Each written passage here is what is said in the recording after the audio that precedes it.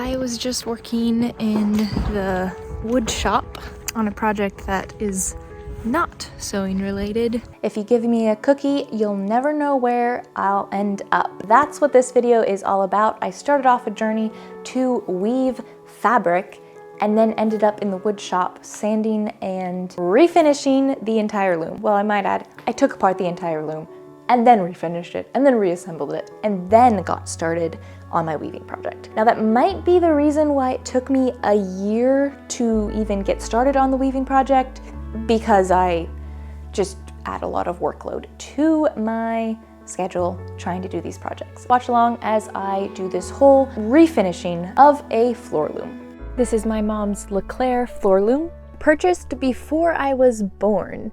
It's seen many days of weaving by my mom and more recently my sister, but it's since been in storage for several years. And I might add that the storage area was not the most dry place, so it has some extra green spots. When I first brought it out from storage, I knew it needed a good washing. That's what I proceeded to do, expecting to be at the weaving process before I knew it. I also did some extra steps of removing the aprons to wash them, and then also trying to remove the rust on the reed. After bringing it inside, once all the fungi friends had been washed off, it became very apparent that a washing wasn't going to fix the musty, mildewy smell. It wasn't very pleasant. Plus, the finish was, well, let's just say, as you would expect a 25-year-old varnish with a spell in a musty place to be. So my brilliant idea, I'll refinish it, sand off the old, and bring in a newly refinished loom to weave my fabric on. No biggie. With that decision made, the first step was to take it all apart, and along that process, make sure I had plenty of documentation for how it all went together. I now have a collapsed mountain of work ahead of me. First off, all the metal pieces holding this loom together need some attention. Most of them were quite rusty, so they got a good soaking in some vinegar water, which is supposed to remove rust. For the most part, after some scrubbing, the main parts were rust-free, but all of the bolts and most of the screws will be replaced with brand new ones. For the parts I'm reusing, the very expensive specific metal pieces for this loom, I might add, then got a few coats of galvanized spray paint, which is supposed to help it keep it from rusting. It didn't work the absolute best, but it was definitely worth saving all the money. Now to deal with the wood. It's off to my dad's workshop. Time to sand off all this old varnish. I started off with a lower grit sandpaper, removing the top layer, and then used a finer grit to get it back down to a smooth finish. As simple as that sounds, when you're dealing with 57 pieces, it takes some time.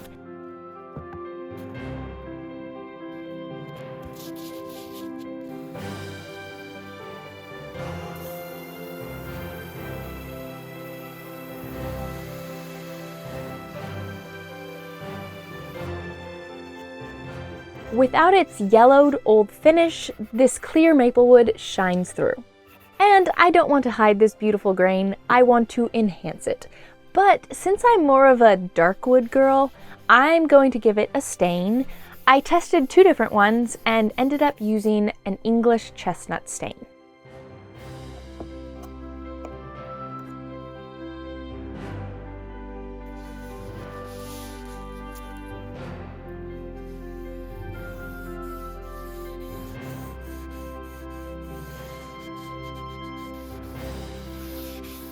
Ah, I love how a stain brings out the grain.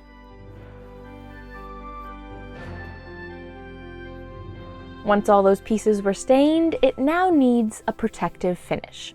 I'm using a waterlock sealer, which can be rubbed on, which makes it so easy and satisfying, but more importantly, it's also water resistant because it soaks into the fibers of the wood instead of creating a top layer that could easily get scratched and rubbed off. I first learned to use this after working for my brother-in-law and sister at their wood shop, and I now pretty much use it for any wood project. I love it. So after giving my nephew some piano lessons in return for some finish, it's off to slathering all of these layers with 2 coats of Waterlox. In between those layers of finish, I did a quick steel wool and wipe down of the wood to smooth the raised grain, which is a result of liquid soaking into the wood.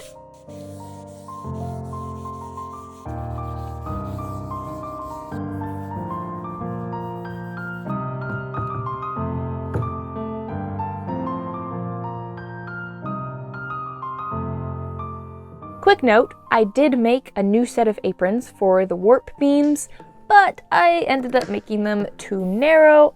More like when I washed the canvas, it shrunk and I didn't realize it until I was nailing them in place. And I decided I didn't have time to go get more when really I did. But anyway, they'll be fixed at a later date. But we're not complete quite yet.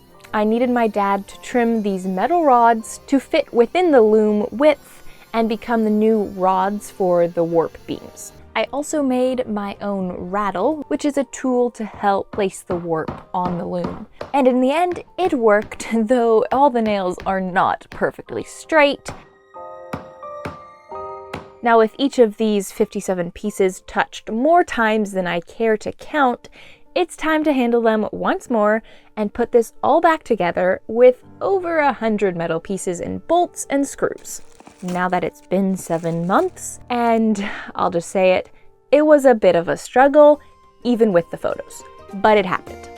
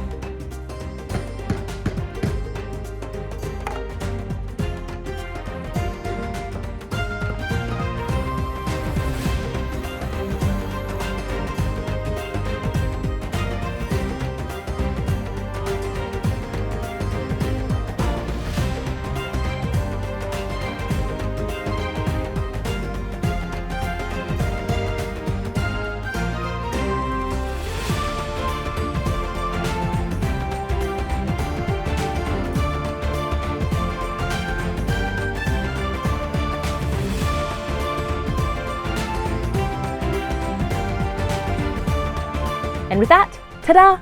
It's finally done, and it is officially ready to weave 6 yards of fabric to turn into Susan's purple dress. Stay tuned for the rest of this weaving adventure, and then finally the making of the dress.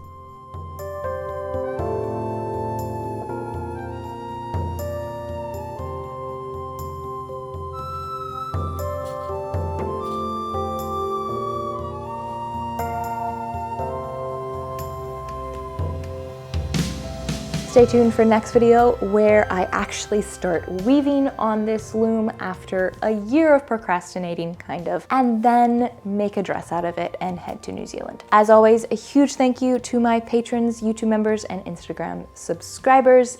You can find behind the scenes content on those channels, as well as early access to all these videos. Right now I'm in the middle of making Glinda's bubble dress, so that's what a lot of behind the scenes are about. But as usual, go out there and learn, create, and inspire.